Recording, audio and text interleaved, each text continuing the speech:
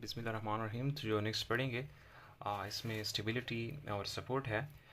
सो ये आप लोगों ने याद रखना है कि जो स्टेबिलिटी है it's the resistance to the horizontal और द रोटेशनल फोर्सेस।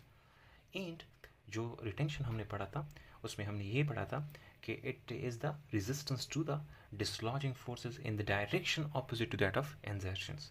तो ये दो चीज़ें आप लोगों ने याद रखनी है। फिर जो हम सपोर्ट पढ़ेंगे, सपोर्ट में आप लोगों ने ये याद रखना होगा कि support is the resistance to the vertical forces. तो जो डिफिनीशन है कि it is the resistance to the horizontal displacement of the prosthesis, it's known as the stability. फिर एस पैराग्राफ में जो एक्सप्लेनेशन है वो ये है कि स्टेबिलिटी एंड रिटेंशंस जो है इंटर रिलेटेड है। और साथ में आप लोगों ने ये याद रखना है कि अगर कोई स्टेबल डेंचर है तो वो मोर रिटेंटिव रहेगा। एंड कि जो फैक्टर्स हैं, मेनी फैक्टर्स ऐसे हैं कि जो स्टेबिलिटी जिस पे डिपेंड कर रहा होता है उसी पे रिटेंशन भी डिपेंड कर रहा होता है। एंड अगर वो फैक्टर हम दोनों में अगर एक फैक्टर जो स्टेबिलिटी को इंक्रीज़ कर रहा है तो वो रिटेंशन को भी इंक्रीज़ करेगा। तो ये आप लोगों ने याद रखना है। फिर जो स्टेबिलिटी और रिटेंशन में जो डिफरेंस है वो डिफरेंस इसलिए है कि जो फोर्स ऑफ डायरेक्शन है, जिस उस फोर्स ऑफ डायरेक्शन के बेसिस पे हमने डिफरेंस बनाया है कि जो स्टेबिलिटी है it only resist the horizontal forces and जो रिटेंशन है it resist the all dislodging forces. So ये आप लोगों ने याद रखने होंगे। फिर कौन कौन से फैक्टर्स हैं कि जिस पे स्टेबिलिटी डिपेंड कर रहे हैं। इसमें सबसे पहले इंटीमेट कॉन्टैक्ट्स है। अब इंटीमेट कॉन्टैक्ट में आप लोगों ने ये याद रखना है कि जितना डेंचर और टिश्यू के दरमियान कॉन्टैक्ट होगा तो उतनी ही इंटीमेसी ऑफ कॉन्टैक्ट रहेगी। इन इसकी वजह से फिर स्टेबिलिटी इंक्रीज हो जाएगी। अब जो इंटीमेसी ऑफ कॉन्टैक्ट है ये दो चीज़ों पे डिपेंडेंट है। एक तो क्वालिटी ऑफ इंप्रेशन पे डिपेंडेंट है एंड सेकंड केस ये डेंचर बेसिस पे डिपेंडेंट है। अगर डेंचर बेसिस में कोई फॉल्ट नहीं है तो ये इंटीमेसी ऑफ कॉन्टैक्ट रहेगी। एंड अगर कोई क्वालिटी ऑफ इंप्रेशन भी ठीक है तो इंटीमेसी ऑफ कॉन्टैक्ट बेस्ट रहेगी एंड इससे फिर स्टेबिलिटी इंक्रीज होगी। जो रिजिडुअल रिज की साइज इन कंटूर में आप लोगों ने याद रखना है, दो चीज़ याद रखने हैं कि एक large high and square ridges होने चाहिए। एंड जो सेकंड बात आप लोगों ने याद रखनी है कि स्टीप वर्टिकल साइड्स होनी चाहिए। अब जो लार्ज हाई स्क्वायर रिजेस हैं और जो स्टीप वर्टिकल साइड्स हैं इसकी वजह से क्या होगा कि ओवरऑल सरफेस एरिया इंक्रीज होगा, सरफेस एरिया इंक्रीज होगा, सरफेस एरिया इंक्रीज होगा। एंड सेकंड कि जो स्टीप वर्टिकल साइड्स है इससे क्या होगा कि राइट एंगल बनेगा। इसी राइट एंगल की वजह से फिर जो रेजिस्टेंस है वो इंक्रीज हो जाएगा। जो resistance to the horizontal forces है वो इंक्रीज हो जाएगा इन टर्म्स। इसकी वजह से फिर स्टेबिलिटी इंक्रीज हो जाएगी। तो ये आप लोगों ने याद रखने हैं। अच्छा, नेक्स्ट आप लोगों ने क्या पढ़ना है कि जो रिजिडुअल रिज की जो क्वालिटी है it should not be hyper mobile और द फ्लैबी टिश्यूज़। कि अगर फ्लैबी टिश्यूज़ हैं या हाइपर मोबाइल टिश्यूज़ हैं किसी भी रिजिडुअल रिज पे तो उस पे फिर क्या होगा कि रिबाउंड फोर्स लगेगा। उसी रिबाउंड फोर्सेस की वजह से जो डेंचर की इनस्टेबिलिटी हो जाएगी, डेंचर की इनस्टेबिलिटी हो जाएगी। इन टर्म्स डेंचर की इनस्टेबिलिटी होने के साथ साथ सपोर्ट लॉस भी होगा और जो रिटेंशन है वो भी लॉस्ट होगा। फिर पेल्टल वॉल्ट में आप लोगों ने क्या याद रखना है कि अगर स्टीप पेल्टल वॉल्ट है तो फिर स्टीप पेल्टल वॉल्ट में ओवरऑल सरफेस एरिया इंक्रीज़ होगा। इसी ओवरऑल सरफेस एरिया के इंक्रीज़ होने की वजह से जो आप लोगों ने याद रखना है कि जब पेल्टल वॉल्ट स्टीप होगा तो सरफेस एरिया इंक्रीज़ होगा और सरफेस एरिया जब इंक्रीज़ होगा तो स्टेबिलिटी इंक्रीज़ होगी। एंड मैंने आपको पहले भी बताया कि राइट एंगल इसमें बन रहा है। अब जब राइट एंगल बनेगा तो राइट एंगल से क्या होगा कि resistance to the horizontal forces increase हो जाएगा और इसी के बेसिस पे फिर स्टेबिलिटी इन टर्म इंक्रीज हो जाएगी। फिर आप लोगों ने ये याद रखना है कि जब भी हम डेंचर को रखेंगे न्यूट्रल जोन में रखेंगे ताकि जो सराउंडिंग मस्कुलेचर है वो फोर्स उनकी इक्वल हो जाए और इस तरह से फिर डेंचर की स्टेबिलिटी रहे। अब इसमें आप लोगों ने क्या याद रखना है कि जो जो बक्कल फोर्सेस हैं और जो लिंगुअल फोर्सेस हैं इसको हम इक्वलाइज करेंगे। जब ये इक्वल होंगे तो इसी इक्वल फोर्सेस जब दोनों की तरफ से जनरेट होंगे इसी को हमने न्यूट्रल जोन बोलना है। तो डेंचर को जब भी हम रखेंगे तो न्यूट्रल जोन में रखेंगे एंड इस तरह से अनबैलेंस फोर्सेस को नलीफाई करेंगे ताकि जो डेंचर है वो स्टेबल रहे। फिर फ्लैंजेस की जो कंटूर है वो आपकी करेक्टली होनी चाहिए।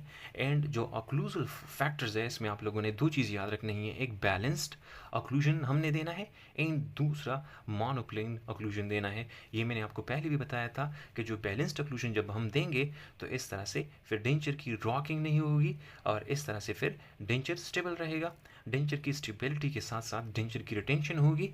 और अगर किसी पेशेंट में सवियर बोन लॉस है तो फिर सवियर बोन लॉस के केसेस में हमने ऑक्लूजल जो ऑक्लूजल प्लेन्स है वो मोनोप्लेन बनाना है।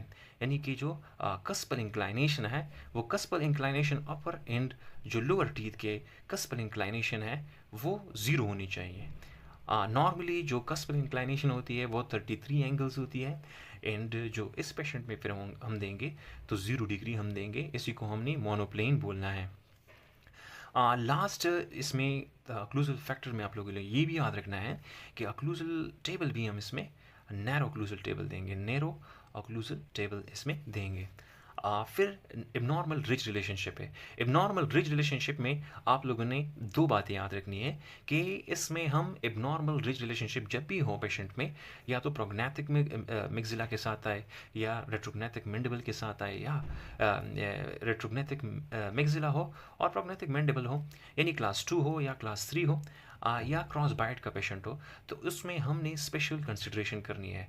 इस स्पेशल कंसिड्रेशन में आपने क्या करना है कि अगर पेशेंट क्रॉस बाइट के साथ है तो उसी में क्रॉस बाइट को मेंटेन रखना है। यानी उस पेशेंट में जब भी हम कंप्लीट डेंचर देंगे तो कंप्लीट डेंचर इस तरह देंगे कि उसमें क्रॉस बाइट हम देंगे, ठीक है। और साथ में अगर फॉर एग्जांपल एक पेशेंट है कि क्लास 3 का पेशेंट है, वो क्लास 3 का पेशेंट आपके पास आया है तो आपने क्लास 3 में उसका ऑक्लूजन डेवलप करना है, लेकिन उसमें ख्याल क्या याद रखना है कि ख्याल ये करना है कि जो मैंडिबुलर पोस्टीरियर टीथ है और जो मैक्सिलरी पोस्टीरियर टीथ है उनके बीच में जो ऑक्लूजन है वो आपकी डिस्टर्ब नहीं होनी चाहिए। इसकी वजह से फिर क्या होगा, अगर डिस्टर्ब हो गई तो मैक्सिलरी जो डेंचर है वो टिपिंग करेगा, उसकी टिपिंग होगी interiorly and in terms stability lost होगी। और डायरेक्ट बून इंकरेज में फिर आप लोगों ने ये याद रखना है कि जब भी डायरेक्ट बून इंकरेज हम करेंगे तो डायरेक्ट बून इंकरेज के लिए जो हम देते हैं वो इम्प्लांट देते हैं और इम्प्लांट से फिर डायरेक्ट बून इंकरेज होगा। डायरेक्ट बून इंकरेज के होने की वजह से फिर स्टेबिलिटी इंक्रीज होगी। सपोर्ट का मैंने बताया कि जो resistance to the vertical force है इसको हम सपोर्ट कहते हैं। अब सपोर्ट में ये आप लोगों ने याद रखना है कि कौन कौन से फैक्टर्स हैं कि जो सपोर्ट में इम्पॉर्टेंट है। तो सपोर्ट में by reducing the tissueward movement of the denture जब भी so it will complement the retention and stability. दूसरी बात जो आप लोगों ने याद रखना है कि जब भी हम गुड सपोर्ट देंगे उस गुड सपोर्ट से क्या होगा कि मस्टिकेटरी फंक्शन वो इम्प्रूव होगा। एंड गुड सपोर्ट इसलिए भी हम देते हैं कि ऑक्लूजल रिलेशनशिप वो मेंटेन रहे, यानी कि नॉर्मल IOD या जो RVD है रिस्ट वर्टिकल ऑक्लूजल डायमेंशन है या जो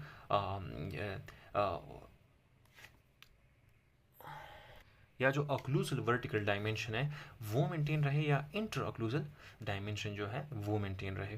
तो गुड सपोर्ट इसलिए भी हम देते हैं कि ऑक्लूजल रिलेशनशिप वो मेंटेन रहे। रिक्वायरमेंट ऑफ सपोर्ट्स, इसमें आप लोगों ने 4 रिक्वायरमेंट्स याद रखने हैं कि फर्म जो भी टिश्यू होगा फर्म रिजिलियंट टिश्यू होनी चाहिए, केराटिनाइज्ड होनी चाहिए एंड लास्ट के जो अंडरलाइनिंग बोन है उसके साथ अटैचमेंट फॉर्मली होनी चाहिए। डेंचर और जो अंडरलाइनिंग बोन की अटैचमेंट है वो फॉर्म होनी चाहिए।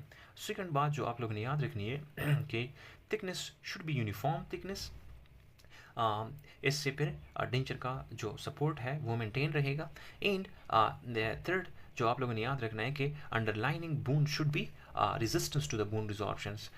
एंड लास्ट वन कि राइट एंगल पे जब भी हम डेंचर देंगे तो राइट एंगल पे देंगे। तो राइट एंगल से क्या होगा कि ऑक्लूजल फोर्सेस की जो डिस्ट्रीब्यूशन है वो हो जाएगी। फिर अच्छा ये आप लोगों ने याद रखना है इसमें क्या क्या कि supporting areas of the denture foundations. अच्छा आप लोगों ने इसमें ये याद रखना है कि जब भी हम डेंचर को इंसर्ट करते हैं तो डेंचर के लिए जितना ज़्यादा सरफेस एरिया होगा उतनी ही बोन रिजॉर्प्शंस कम होगी। तो ये आप लोगों ने याद रखना है कि जब भी सरफेस एरिया को हम इंक्रीज़ करेंगे surface area is inversely proportion to the bone resorptions. So आप लोगों ने याद रखना है इसी प्रिंसिपल्स को हम स्नो शू प्रिंसिपल्स होते हैं, स्नो शू प्रिंसिपल्स, कि जितना surface area of the ridge increase करेंगे उतना ही बून रिजॉर्प्शन कम होगा, और इसी प्रिंसिपल्स को हमने स्नो शू प्रिंसिपल्स कहना है। अच्छा, अब जो जो मैक्सिमम जो सपोर्टिंग एरिया है, मैक्सिमम सपोर्टिंग एरिया, अगर मैक्सिमम सपोर्ट जो एरिया मैक्सिममली सपोर्ट कर रहा है उसी को हमने प्राइमरी स्ट्रेस बियरिंग एरिया है, और इसी पे हमने सबसे ज़्यादा लोड जो है ना इस एरिया पे डालना है ड्यूरिंग डेंचर फैब्रिकेशंस। फिर इसमें एग्जांपल्स है कि अगर प्राइमरी स्ट्रेस बियरिंग एरिया की बात करें कि कौन कौन सी एरियाज हैं, तो मैंडिबल में मोस्टली जो बकल शेल्फ एरिया है as the primary stress bearing area, और जो नेक्स्ट मैग्जिला में आप लोगों ने याद रखना है तो वो है कि hard palate is the primary stress bearing area, and जो स्लोप्स हैं डिस्टोबकल स्लोप्स बन रहे होते हैं आपके मैग्जिला में, तो उसी वो भी सपोर्टिंग एरिया है, वो भी प्राइमरी सपोर्टिंग एरिया है। तो इसी प्राइमरी सपोर्टिंग एरिया में हमने क्या देना है, मैक्सिमम जो मैक्सिमम स्ट्रेस देना है, मैक्सिमम सपोर्ट देना है। फिर आप लोगों ने ये याद रखना है कि जब भी हम इम्प्रेशन लेते हैं तो इम्प्रेशन के टाइम जो टिश्यू की डिस्प्लेसमेंट होती है तो उसी टिश्यू को हम सपोर्टिंग टिश्यू कहते हैं, या सपोर्टिंग फॉर्म्स कहते हैं। तो ये आप लोगों ने याद रखना है कि जो टिश्यू की डिस्प्लेसमेंट होती है ड्यूरिंग इम्प्रेशन, तो उसको हमने सपोर्टिंग फॉर्म बोलना है। सपोर्टिंग फॉर्म जो कंप्रेस्ड फॉर्म में होते हैं जो टिश्यूज़, उसी को हमने सपोर्टिंग फॉर्म कहना है। अब इसमें आप लोगों ने ये याद रखना है कि इसके दो टेक्निक्स हैं कि जिस पे हम इम्प्रेशन लेते हैं। एक सेलेक्टिव प्रेशर टेक्निक है, एक ओवरऑल प्रेशर टेक्निक्स है। अब सेलेक्टिव प्रेशर टेक्निक्स में जो मैंने आपको बताया कि कंप्लीट डेंचर में जो भी प्राइमरी बियरिंग एरिया है, अगर प्राइमरी बियरिंग एरिया को हम कंप्रेस्ड फॉर्म में रिकॉर्डिंग उनकी करते हैं तो इसी को फिर हम सेलेक्टिव प्रेशर टेक्निक बोलते हैं। अब सेलेक्टिव प्रेशर टेक्निक्स में आप लोगों ने याद रखना है कि जो प्राइमरी स्ट्रेस बियरिंग एरिया है इस पे हम मैक्सिमम प्रेशर लगाएंगे, जो सेकेंडरी बियरिंग एरिया है उस पे हम मिनिमम प्रेशर लगाएंगे, और जो रिलीफ्ड एरिया है उसमें हम रिलीफ देंगे यानी स्पेस देंगे ताकि वो रिकॉर्डिंग उनकी ना हो जाए और इस तरह से फिर प्रेशर ना पड़े। तो this technique is called selective pressure technique. अगर हम सारे टिश्यूज़ पे अगर वो रिलीफ्ड एरिया है या प्राइमरी स्ट्रेस बियरिंग एरिया है या जो सेकेंडरी स्ट्रेस बियरिंग एरिया है, अगर सारों पे एक टाइम में प्रेशर के साथ रिकॉर्ड करते हैं तो फिर इसको हम प्रेशर टेक्निक कहेंगे। अब जो प्रेशर टेक्निक्स जब भी हम लगाएंगे तो टिश्यू को हम कंप्रेस्ड फॉर्म में रिकॉर्ड करेंगे यानी सपोर्टिंग फॉर्म में रिकॉर्ड करेंगे, और इसी सपोर्टिंग फॉर्म में फिर क्या होगा कि आपके सारे टिश्यू जो रिलीफ्ड एरिया है या जो सेकेंडरी बियरिंग एरिया है उन पे भी मैक्सिमम प्रेशर लगेगा। लास्ट के हम कौन कौन से एरियाज़ को रिकॉर्ड कर सकते हैं प्रेशर, जिसको हम प्रेशर के साथ रिकॉर्ड करते हैं। तो ये तो आपको मैंने बताया कि कंप्लीट डेंचर में जब भी हम रिकॉर्ड करते हैं तो वो प्राइमरी बियरिंग एरिया है कि जो हम कंप्लीट डेंचर में रिकॉर्ड करते हैं। एंड जो कास्ट पार्शल डेंचर है या जो आरपीडी है रिमूवल पार्शल डेंचर में, तो वो डिस्टल एक्सटेंशन केसेस में हम भी जब भी रिकॉर्ड करेंगे तो वो प्रेशर के साथ करेंगे यानी सेलेक्टिव प्रेशर टेक्निक के साथ करेंगे। जो डिस्टल एक्सटेंशन केसेस है लाइक कैनेडी क्लास 1 है या क्लास 2 है। कैनेडी क्लास 1 में क्या होता है कि आपकी बायलैटरल्स जो है डिस्टल एक्सटेंशन केसेस होगी, और जो क्लास 2 है इसमें यूनिलेटरल डिस्टल एक्सटेंशन होगी। तो जब भी हम रिकॉर्ड करेंगे तो ये प्रेशर। नेक्स्ट जो आप लोगों ने याद रखना है कि जब भी हम टिश्यू को सपोर्टिंग फॉर्म में या कंप्रेस्ड फॉर्म में लेते हैं तो फिर उससे क्या होगा कि डेंचर की फादर डिस्प्लेसमेंट नहीं होगी। जब डेंचर की फादर डिस्प्लेसमेंट नहीं होगी तो उतना ही सपोर्ट रहेगा, और इसी सपोर्ट की वजह से फिर क्या होगा कि स्टेबिलिटी और मेस्टिकेटरी फंक्शन इम्प्रूव हो जाएगा। लेकिन अनफॉर्चुनेटली हम ऐसे करते नहीं हैं। इसका रीज़न ये है, इसके दो रीज़न्स है। रीज़न नंबर 1 ये है कि जब भी हम टिश्यू को कंप्रेस्ड फॉर्म में लेते हैं तो इस कंप्रेस्ड फॉर्म से क्या होगा कि कांस्टेंट फोर्स क्रिएट होगा। अब जब कांस्टेंट फोर्स क्रिएट होगा, इसी कांस्टेंट फोर्स क्रिएट होने की वजह से आपका जो resorption of the residual alveolar ridge है वो इंक्रीज़ हो जाएगा और इसी रिजॉर्प्शन के बेसिस पे बोन लॉस फिर एक्टिवेट हो जाएगा और इस तरह से फिर बोन लॉस इंक्रीज़ हो जाएगा। तो इसलिए हम टिश्यूज़ को कंप्रेस्ड फॉर्म में नहीं लेते हैं, जो सिर्फ प्राइमरी स्ट्रेस बियरिंग एरिया है जो कि रेजिस्ट कर सकती हैं, तो उसको हम फिर क्या करेंगे कि उसको हम सपोर्टिंग फॉर्म में रखेंगे और जो बाकी है उसको हम फिर रिलीव देंगे। अनदर जो रीज़न है कि इसमें रिबाउंड फोर्सेस भी क्रिएट होते, एक तो कांस्टेंट फोर्स की वजह से रिजॉर्प्शन हो गई है और जो सेकंड है कि जो जब भी हम कंप्रेस्ड फॉर्म में रखेंगे तो मैस्टिकेटरी लोड जब इस पे इससे रिमूव्ड हो जाएगा तो इस पे फिर क्या होगा कि रीबाउंड फोर्स क्रिएट होगा। इसी रीबाउंड फोर्स की क्रिएशंस की वजह से डेंचर की अनस्टेबिलिटी हो जाएगी, डेंचर की जो सपोर्ट है वो लॉस्ट हो जाएगी एंड इस तरह से फिर क्या होगा कि डेंचर की रिटेंशन भी ख़त्म हो जाएगी। तो रिबाउंड फोर्स लगता है और जो है कांस्टेंट फोर्स की लगने से क्या होगा कि रेट ऑफ रिजॉर्प्शन इंक्रीज होता है। तो इसी दो रीज़न की वजह से हम डेंचर को कभी भी जो है कंप्रेस्ड फॉर्म में या सपोर्टिंग फॉर्म में नहीं लेते हैं। सपोर्टिंग फॉर्म में जो टिश्यू को हमने रखना है सिर्फ वो प्राइमरी सपोर्टिंग एरियाज़ को हम सपोर्टिंग फॉर्म में रखेंगे। अच्छा, अब कौन कौन से फैक्टर्स हैं कि जिसकी वजह से सपोर्ट्स इंक्रीज़ हो जाती है।